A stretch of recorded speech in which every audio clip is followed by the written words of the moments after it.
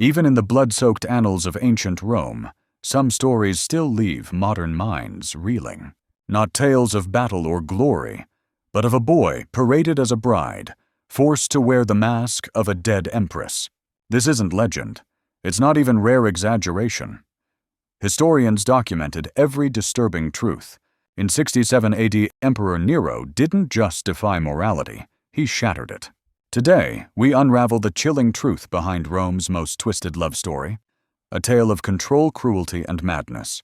Watch until the end to discover how one stolen identity became the mirror of a tyrant's descent into delusion.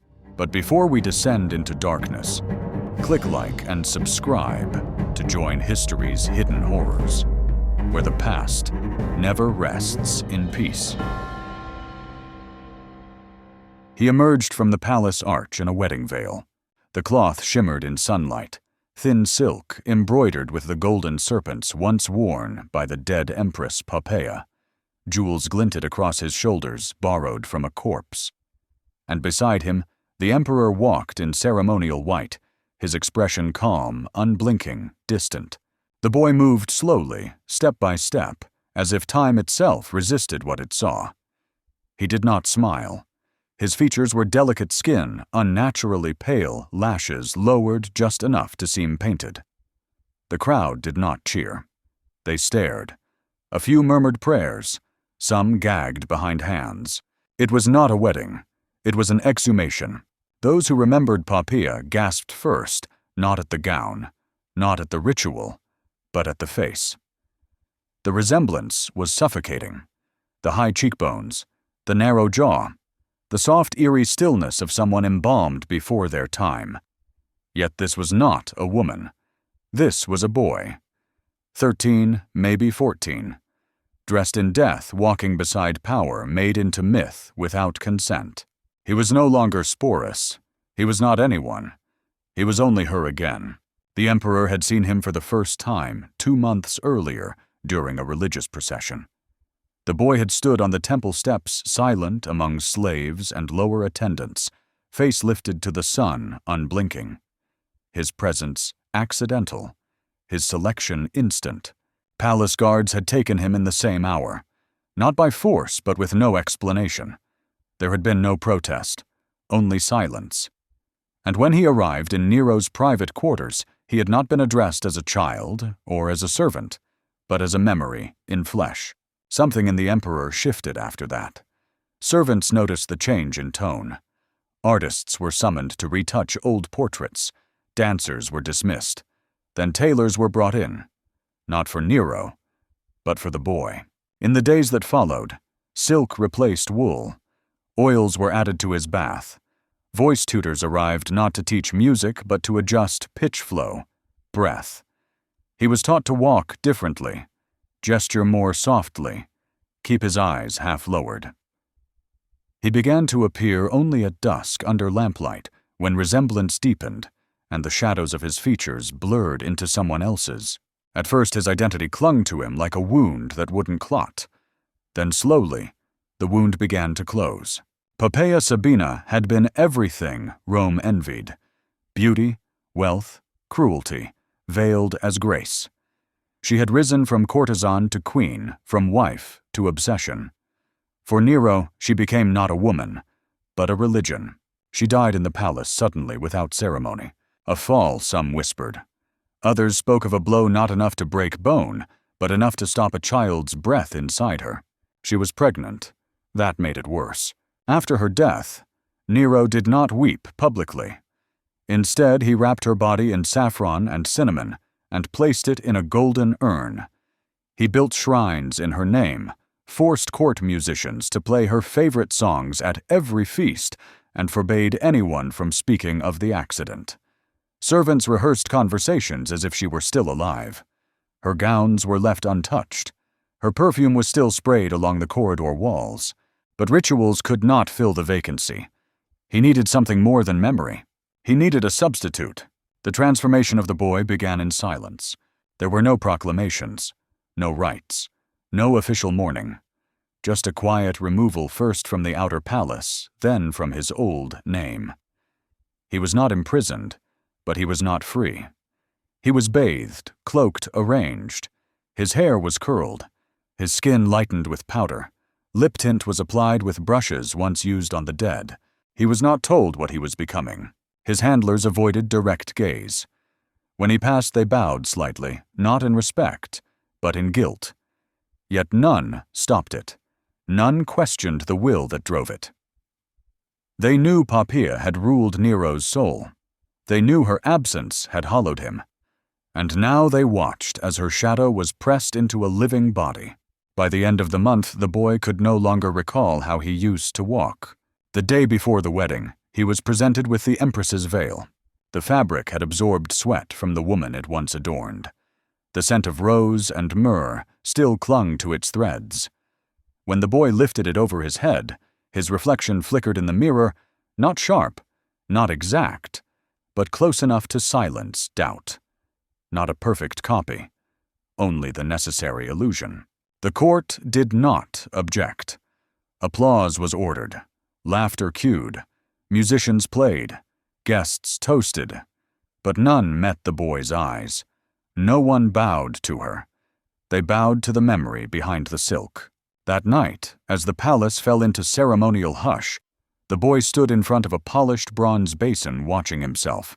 He had no voice left to cry with. He had no name left to answer to. The veil slipped off one shoulder. Not far behind, the emperor's footsteps echoed through the corridor. But the boy did not turn. He only stared. And in the stillness of that reflection, something ancient and unspoken passed between who he had been and what he had been made into. The face in the mirror did not blink. She died too quietly for the kind of life she had lived. Poppaea Sabina, Empress Seductress, the golden flame of Rome, had not screamed in the end. There was no dramatic collapse, no poison cup shattered at her feet, no dagger from a jealous rival. Just a sharp intake of breath, a stumble, the sound of soft flesh striking stone, and silence. The palace did not mourn immediately. For several hours, everything remained normal. Orders were issued. Music played in the atrium. Slaves poured wine. The halls glowed with oil light. But behind the thick marble walls of her private chamber, her body began to cool. Pregnant, they said. 7 months along, her child died with her. Nero never spoke the name of that child if it had one. He refused to allow it to be buried separately. The empress was to be embalmed whole. What had begun as desire had long since metastasized into control. Poppaea was not merely Nero's wife. She was his proof of taste, of dominance, of divinity. Her beauty gave him legitimacy. Her presence stilled his enemies. She was his reflection, gilded and alive. And like all things beautiful in his orbit, she had to be possessed so thoroughly that nothing of her could remain outside of him. But possession corrodes, and Poppaea was not made to bend. Her ambitions rivaled his. She whispered suggestions before Senate votes. She dressed with imperial precision, knowing the eyes of Rome followed her silhouette through silk. She reminded Nero in carefully measured glances that power was hers as much as his. Perhaps more. Control tightened. Jealousy festered. Then came the blow. The strike open-handed, delivered in a fury, born not of rage, but of panic, was not meant to kill. But death rarely asks for intention. Her fall cracked through tile and history alike, and the emperor, stunned by what his hand had undone, sat in silence beside her, as the blood spread like a velvet stain. He did not bury her body. He preserved it. Saffron cassia, crushed pearls, and foreign resins were poured over her skin. A sculptor was summoned to capture her face in ivory before the flesh sank. Gold thread stitched her lips. Her feet were wrapped in silk. Her eyelids were closed with amulets of lapis, then bandaged with linen scented with cedar. Nero visited the embalming chamber nightly. He sat near her covered form, speaking to her in whispers, describing dreams, decrees victories that had not happened. He issued invitations to dinners she would never attend. When the light fell right, and the wine dulled his senses, he imagined her breathing. The shrine he built in her name occupied an entire wing of the palace. Walls were hung with her portraits, each more idealized than the last. Her favorite lyre player was forced to play lullabies she used to hum. Guests were instructed to refer to her in present tense. No one was allowed to cry in her name. To weep was to admit she had died. But death resists theater. No shrine can warm a corpse. In the weeks after her embalming, Nero's condition worsened. He spoke to no one unless dressed in mourning robes. He refused counsel, grew erratic, demanded entire gardens be replanted with her favorite flowers. A nightingale was caged outside her former chamber so that it would sing at dawn as it had during her pregnancy. He began dreaming of her hands rotting but still warm. He began seeing her in mirrors only when alone. He banned all pregnant women from the palace. And then one evening in the middle of a festival procession, he saw a boy, pale, slight, still. The boy did not bow. He did not run. He did not smile. His resemblance to Poppaea was not perfect, but it was enough. That was all grief ever needed. Sporus was brought in without explanation, not as prisoner nor guest. He was examined, measured, washed. His fingers were compared to funeral casts of the empress. A single strand of his hair was placed beside strands taken from Poppaea's comb. Tutors were reassigned. Tailors measured his ribs. Music changed in the corridors, familiar melodies now carried on harp strings. The boy was not told what he was becoming, but the transformation began before he even understood he was being watched. The emperor did not speak to him often, but when he did, it was not to Sporus. It was to her. Long, breathless monologues delivered not with affection, but desperation, a pleading fear of forgetting. And slowly, by proximity and silence, the boy became a vessel. Historians write of it in detached tones, a young servant castrated and dressed as a woman, married in full ceremony to the emperor of Rome. They focus on the political climate, on Nero's increasing paranoia, on the crumbling empire beneath their feet. But they rarely pause to ask what that boy saw, what it meant to step into a dead woman's gown and be expected to breathe for her, what it felt like to walk past the urn of the one whose skin he was now wearing, what silence sounded like when it became your only form of resistance. By the time wedding preparations began, Sporus no longer responded when called by his name. He had learned to walk in her sandals, to smile like her, to breathe as she once had. But inside there was nothing yet resembling peace, only stillness, only quiet. The emperor no longer wept. He no longer waited at the shrine. He had found his answer to death, and Sporus, trembling beneath the veil, draped in another's memory, had become the shape of Nero's denial. It was not a ritual. It was not sacred. It was not even done in full secrecy. The castration of Sporus was performed in one of Nero's inner chambers, an opulent room whose mosaic floor depicted Venus rising from the sea, arms lifted in soft surrender. Incense burned at each corner. A silk sheet was spread across the couch. Perfumed water was poured into polished silver bowls. Musicians had been dismissed. There were no screams, only breath. Pain in this place was meant to be aesthetic, tidy. The emperor did not attend. He did not need to. His instructions had been explicit. The boy was to be transformed, but gently. No scars, no mutilation, just removal. That word echoed afterward removal, as though it referred to a stain or a tooth or a threat. But what they removed was not just the organ. It was prophecy, growth, future, a child's unknown becoming. Everything that could have been. Sporus was restrained, lightly, silk cords at the wrists, a pillow beneath his spine. The air smelled like lilies. Ewer. 3 palace physicians trained in anatomy and loyalty took turns performing the procedure. Their tools had been sharpened the night before. Their hands trembled despite the incense. There was no discussion, no ceremony. The boy did not struggle. Perhaps from shock, perhaps from something deeper, something already broken. He lay still as they worked, A basin of warm wine was placed near his lips, but he did not drink. His lips remained slightly parted, breath-shallow eyes fixed on the mosaic above. A depiction of birth, flowering, and divine femininity. God's watching as something sacred emerged from the sea. Below it, something irreversible was being done to a child.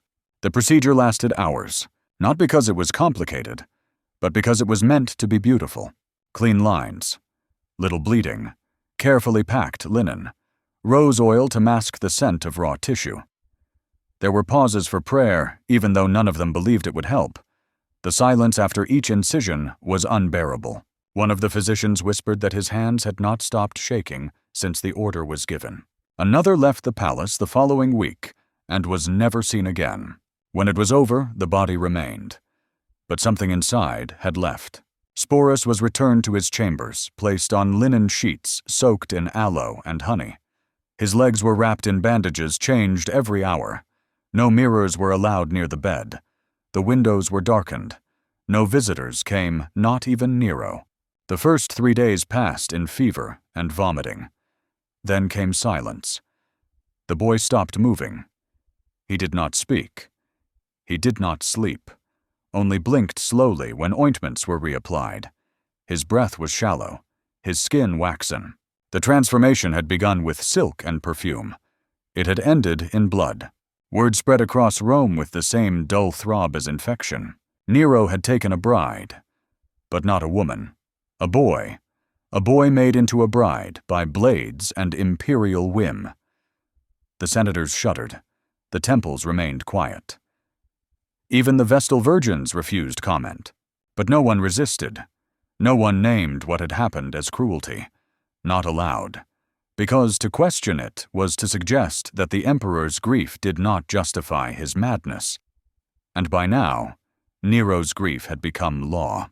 In the weeks after Sporus was slowly lifted from the sheets and returned to standing, not by choice, by command, attendants came with fresh gowns, fabric imported from Egypt woven by priests of Isis. Bracelets once worn by Poppaea were clasped at his wrists.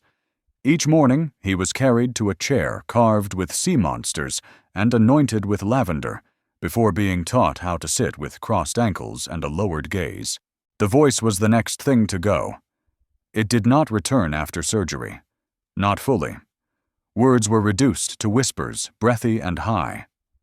When he tried to speak, attendants flinched. The pitch was too soft, too uncanny. A voice half-formed, hovering between genders, between beings, between lives. Perfect for the performance ahead. Nero did not visit until the 22nd day. By then, Sporus had lost weight. His face had thinned, sharpened into something more porcelain than flesh. When the emperor entered, he did not speak. He walked in circles around the chair, studying the tilt of the boy's neck, the fall of fabric over his collarbone, the way the candlelight curled across his hollowed cheeks. He did not see the pain. Or if he did, he mistook it for devotion. This was the body he had rebuilt in her memory. This was the doll he would marry in front of gods. The boy remained seated after the emperor left. He did not cry. He did not bleed. He reached slowly for a strand of hair that had fallen across his brow, tucking it behind his ear the way his tutors had shown him. Then he lowered his hands to his lap, where fingers trembled just slightly under the silk. He sat like that until the candles died, and when darkness finally returned, he remained still, neither sleeping nor waking, caught between becoming and erasure. A chrysalis with no promise of wings. It began at sunset, when the light could no longer tell the truth. The forum was draped in white, but not the white of purity. This was the white of shrouds. Marble steps gleamed beneath veils of silk, imported from the East fabric, dyed in crushed pearl and bone ash, laid out like winding cloth for the city itself. Horns sounded low and slow, their notes echoing across statues that had seen too many gods rise and rot. Rome had hosted 1,000 weddings. None like this. The boy emerged dressed not as a bride, but as a resurrection. His face was powdered until it lost warmth. His lips painted the faintest purple, a trick used on corpses to restore the illusion of breath. Upon his head sat the exact diadem Poppaea had worn on her wedding day. Her scent trailed behind him in faint jasmine and decay. The gown, stiff with embroidery, whispered as it moved a sound like wind over tombstones. He didn't tremble. He floated, as if gravity refused to touch what had already been claimed by another world. Nero waited at the altar, already weeping, not out of joy, out of triumph, not over love, over memory. This wasn't a wedding. It was a ritual of reclamation, a spectacle not for union, but for resurrection. Around him stood senators dressed in forced celebration, priests with trembling hands, and noblewomen who had practiced their expressions in mirrors all morning. They knew what was expected. Applaud, smile, pretend. The emperor lifted the veil himself, and for a moment the crowd saw what he saw her, but only in passing, only in angle, only when one refused to blink. Then, the illusion broke, and all that remained was a boy who had been cut to fit someone else's shadow. The ceremony followed tradition because tradition made horror easier to bear. Vows were spoken, rings exchanged, sacrifices made. A white dove released from a gilded cage flew only a few feet before falling dead in the dust. No one dared bend to pick it up. An omen unnoticed is an omen unfelt. The boy did not speak, not because he had forgotten how, but because speech was not required. The silence completed the fiction. The Empress had returned, and she would speak only when Nero wished her to. After the feast came the unveiling. In the palace's great atrium, guests were made to stand as Nero entered hand in hand with his bride. Sporus, no longer called by that name, wore Poppaea's state robes, crimson-dyed with cochineal and edged in obsidian beads. A golden serpent coiled around one wrist, the symbol of eternal womanhood. His eyes remained downcast. He moved as instructed. He smiled as rehearsed. The applause that followed felt like thunder over a grave. In private, the rituals turned stranger. The bridal chamber had been recreated from Poppaea's final days. The exact arrangement of pillows, the scent of dried roses in corners, even a wax figure of the stillborn child she had carried. On the walls, painted doves flew over golden fields.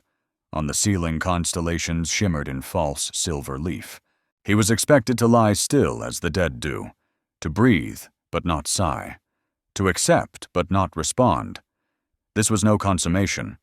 It was communion with a memory, a performance conducted on the edge of sanity and the ruins of grief. In the weeks that followed, the empire adjusted. Coins were minted with the emperor's new consort depicted in vague silhouette, the profile too delicate to confirm gender, too exact to deny it.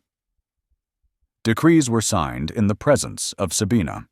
Senators practiced the name with hesitation, afraid of mispronouncing what had once belonged to a ghost. No one spoke of the operation. It was not law. It was not ritual. It was only known. And knowledge in that empire was a blade without a handle. Behind closed doors, the boy received guests like a queen. He sat on ivory thrones. He accepted offerings. He offered nods and eye contact in exchange for tribute. He ate only what was prepared by Poppaea's former servants. He wore slippers lined with swan feather. At night, he slept in her bed, beneath the same canopy, staring upward through layers of lace toward a ceiling she had once painted with her fingers. But sleep did not come easily. The body remembered, and the mind, stripped of name and voice and flesh, had nowhere left to hide. Outside Rome whispered. Some said it was divine madness that Nero had brought back the dead, that the gods would punish him for this transgression. Others called it theater blasphemy, even treason against nature. A few quietly sympathized with the boy, wondering what was left of him behind the paint. But no one intervened, because power makes a spectacle of its victims and punishes those who look away too quickly. One morning, Sporus, or what remained of him, stood alone in the palace garden. The lilies had bloomed early that year. The sunlight broke through cypress branches and caught in his hair. From a distance, it looked like Poppaea was walking again, graceful, glowing, unearthly. But up close, the illusion fell apart. The eyes no longer held recognition. The breath was shallow, artificial. The skin glowed with oil, not warmth. He did not move until summoned. He did not speak unless prompted. He did not exist beyond the gaze of the emperor. The wedding had ended, but the performance had only begun. He became fluent in gestures before he remembered how to breathe. Each morning began with silence. He was awakened not with words, but with soft, rustling servants entering like ghosts, drawing back silk curtains, lighting incense in quiet choreography. Before light reached the floor, he was already being shaped. Layers of garments descended upon his frame, linen underrobes, coiled gold at the wrists, emerald-draped belts, velvet cuffs. Every thread once belonged to Poppaea. Every fold restored a memory. The cosmetics came next. Kohl smudged around the eyes, ash-pink pigment on the cheeks, rose balm to mask the colorlessness of his lips, a queen's face applied with the precision of an embalmer. One error could spoil the resurrection. When he was ready, he did not walk. He glided exactly 5 beats per step as taught. Every tilt of the chin, every turn of the wrist, every breathless glance had been trained into his muscles. He had become a moving icon of someone else's perfection. A whisper in motion, a funeral in lace. The court called him Sabina now without laughter, without pause. He sat beside Nero at public ceremonies, fingers gently curled over the edge of an ivory chair. He nodded when addressed. He looked away on cue. When senators arrived to offer tributes, he accepted them with practiced humility, just as Poppaea had once done. But unlike her, he never offered reply. His speech had become symbolic. Whispered pleasantries filtered through breathy syllables. He no longer pronounced full sentences. His voice hovered neither boy nor woman, neither living nor spectral. It was not eloquence. It was design. The emperor had crafted a bride who could mimic the past without interrupting it. In private, the rituals deepened. Every afternoon, Nero demanded a reenactment reminders, he called them. Sporus was placed in rooms decorated to replicate Poppaea's favorite spaces, the bath chamber, with its mosaic dolphins, the library where she had once performed poetry. Servants acted as silent chorus, arranging flowers, playing lyre melodies she had loved. He was instructed to walk in again, to sit in her pose, to smile as she had on a day long gone. He did, and he did it well. So well, in fact, that at times even the emperor wept with joy, believing if only for a flicker that time had reversed. But Sporus had not reversed. He had not returned to anything. He had only drifted further. The body adapted faster than the soul. And where once he had resisted now, he obeyed out of reflex. He no longer remembered the timbre of his own childhood laugh. He no longer dreamt of home. He did not ask for letters, nor recall the name of the river he once played beside. Instead, he began to see visions of her. Not Poppaea exactly, but a composite. A phantom stitched from glances, paintings, perfume trails, and every whispered instruction. She followed him through corridors. She stood behind the mirror when he applied powder. She spoke in his sleep with his own voice.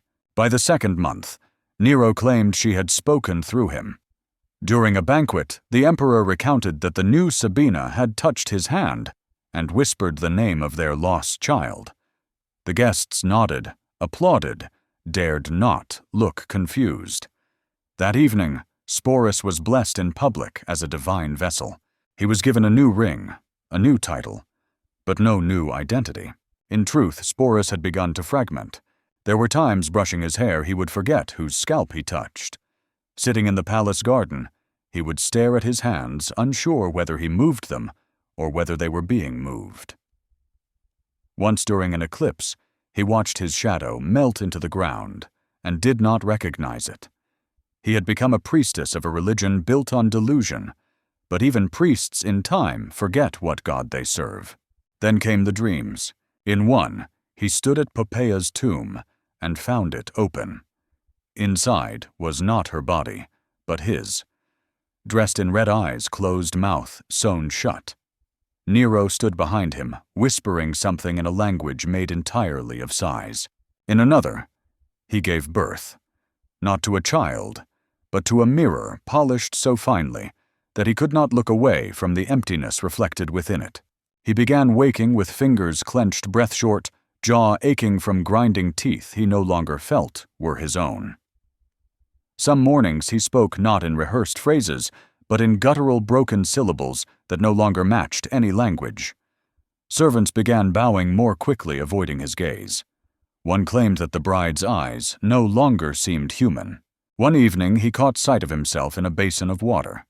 The image shimmered, the makeup blurred, and beneath it all he saw neither Poppaea nor Sporus, only a thing, an object suspended in mimicry, an empty vase praised for the flowers it once held. Still the performance continued.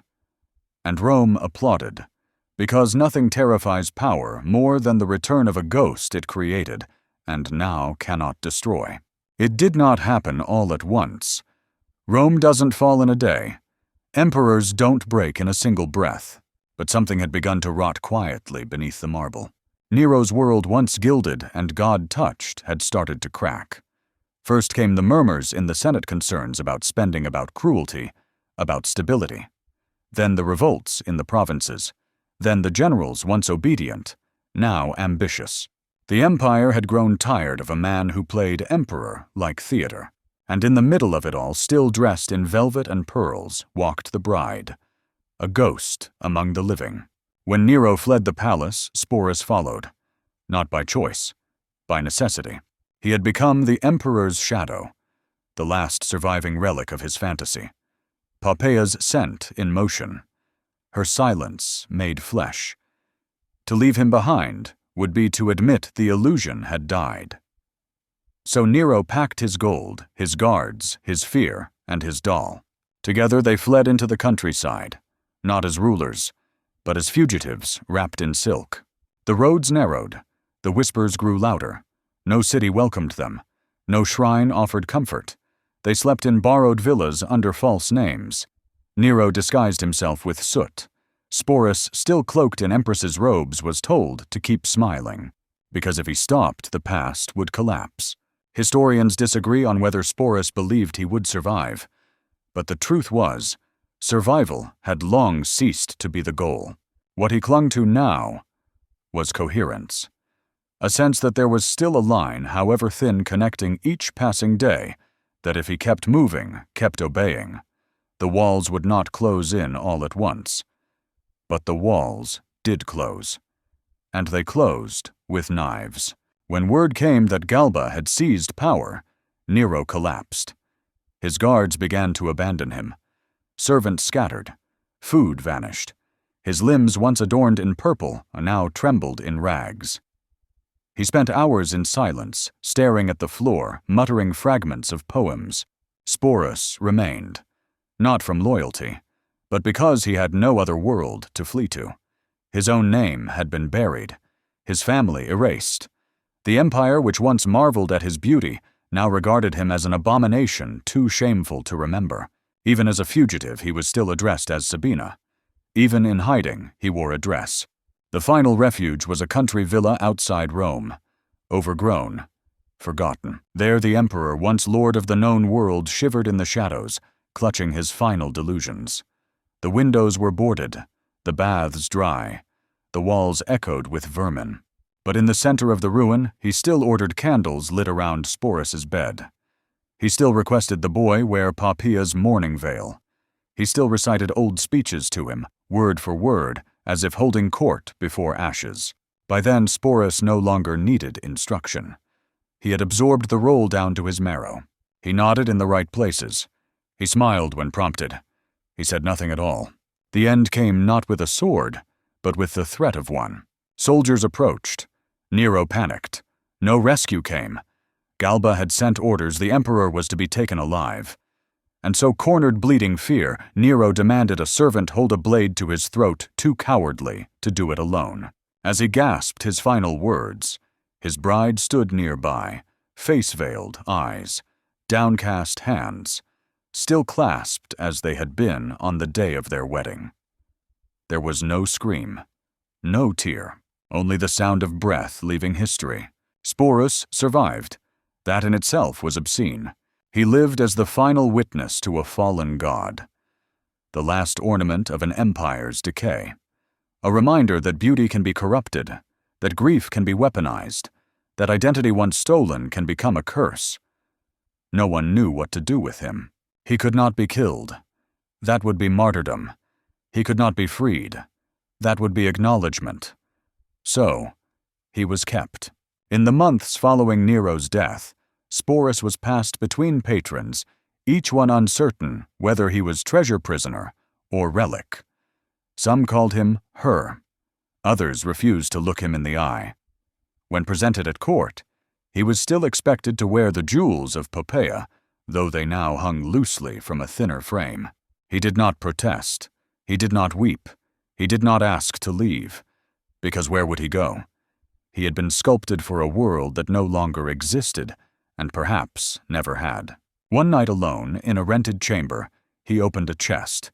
Inside, the wedding veil, still stained with candle soot, still perfumed with a scent long since faded.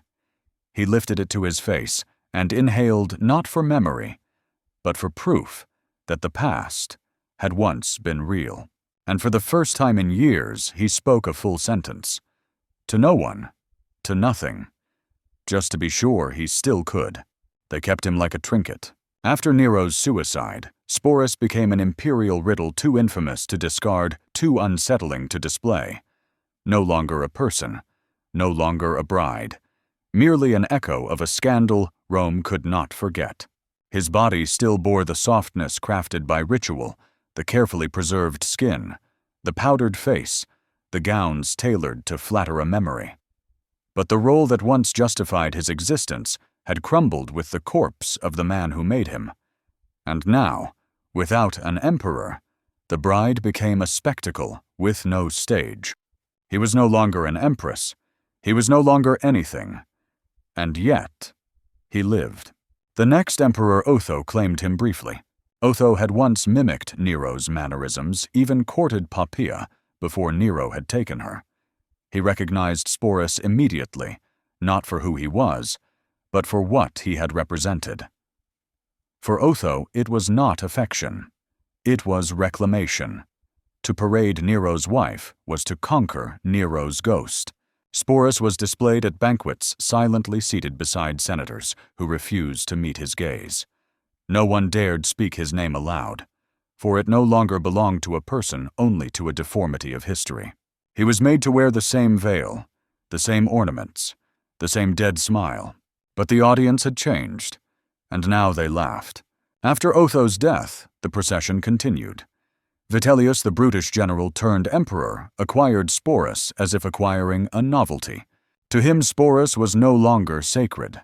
He was amusement, a relic of imperial madness useful for humiliation, a living example of how far Rome had fallen. Word spread that Vitellius planned a public mock marriage. Sporus would be dressed as a bride, once more paraded through the streets, then raped by a gladiator during the opening of a festival. It would be comedy, they said. A farce of Nero's wedding. The crowd would roar. The empire would heal through spectacle. This time it would not be silk and candlelight. This time it would be blood and mud. Faced with this fate, Sporus made a decision. He did not run. He did not scream. He took a dagger and opened his own throat. There were no final words, no tomb, no priest, no surviving portrait, just silence. It was not revenge. It was not escape. It was authorship. For the first time since he had been taken, chosen, remade, renamed, he ended something by his own hand. He wrote the only sentence Nero had never scripted an ending. History would struggle to classify him. Some called him a tragic actor, the last soul caught in Nero's collapse. Others labeled him a curiosity, a footnote, a grotesque detail for scholars to whisper about. A few avoided his story entirely. It was too confusing, too shameful, too close to the bone of Rome's vanity. But the truth remained for years. The Roman Empire had kept a boy in a dead woman's skin, made him queen of grief, and then discarded him once the fantasy spoiled. And in the end, he was the only one with the clarity to say no more. He was buried without fanfare, no stone, no epitaph, no one left flowers. And yet his death left something deeper than a monument. It left a question. What becomes of the person whose identity is stolen by power? What remains of a soul that has only ever been a reflection? And when the tyrant dies and the empire forgets, does the doll remember who it was before the strings? Sporus will never have his own myth. He will never be sung in triumph, never honored with coin or marble or prayer. But he existed. And for a moment, however tragic, however mutilated, he stood at the center of Rome's cruelty, wearing the face of a woman who was dead, becoming the memory of a man who couldn't grieve, and finally reclaiming the silence as his own. That was the true horror of Nero's love story. Not that he married a boy, but that the boy became real only in death.